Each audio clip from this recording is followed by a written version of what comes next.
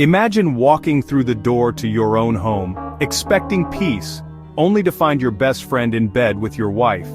Now ask yourself, how would you react if the people you trusted most in the world betrayed you in the most unimaginable way? This is my story. I'd always trusted her. A love that had survived years, built on promises, shared dreams, and moments so intimate, they felt like a secret universe only we understood. But one night, everything shattered. It all started the moment I opened the door.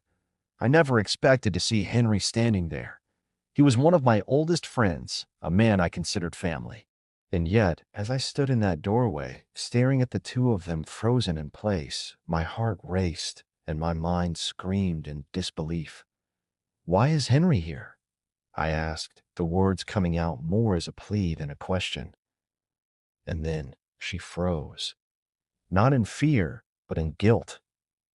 I could see it in her eyes. The truth she thought she could hide forever. Henry, my best friend, and Emily, my wife. A love that was supposed to last forever, yet here they were, caught in a lie that I had never seen coming. But of course, there's more to this story. Much more. And to understand it, we need to go back a few months. Back when things were still normal, when the cracks hadn't shown. It wasn't like we were fighting. No, we were fine. The usual routine. Dinner, work, Netflix, life moving in that predictable way it does when nothing seems wrong. But something felt off. Not in the way she looked at me, but in the way she stopped looking. You know that feeling when someone's just distant, as if they've checked out, but no one's saying anything? I caught it a few times. Little things, an odd glance, a lingering text message she quickly hid when I walked by. But I told myself, she's just stressed. I trusted her. I had to. And now, here I was, standing in that doorway, the truth pouring in like a flood I couldn't stop. I waited, and then she spoke, her voice barely a whisper. I didn't mean for this to happen. I could barely breathe. That line. I didn't mean for this to happen. It felt like a knife twisting in my chest. Was this her confession? Or was she trying to justify it all? I needed answers, but they were locked behind her silence. You see, the truth never really comes all at once. It's pieced together over time in fragments that seem innocent at first. I had been blind to what was happening under my nose. Emily and Henry, an affair that had started slowly, quietly, behind closed doors. It wasn't just physical. It was emotional. The late-night calls, the texts that meant nothing, the way she started drifting further away.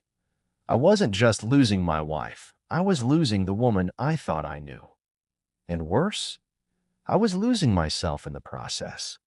I couldn't stand still. Not anymore. I needed answers. I demanded them. "I'm so sorry. It wasn't supposed to happen this way. Henry, he understood me in ways you couldn't. It was never about love. It was about feeling seen." Feeling seen. What a ridiculous excuse. What do you do when your wife says she was looking for someone who understood her?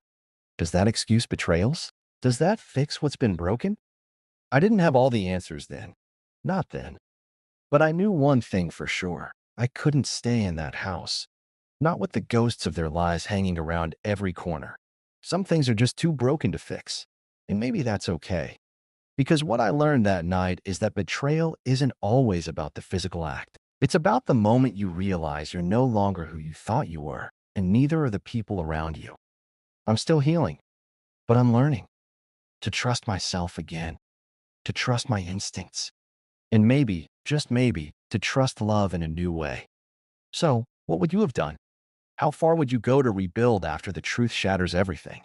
Let me know in the comments below. And if you haven't already, subscribe to the channel, because stories like these, stories of heartbreak, betrayal, and transformation, are the ones that need to be heard.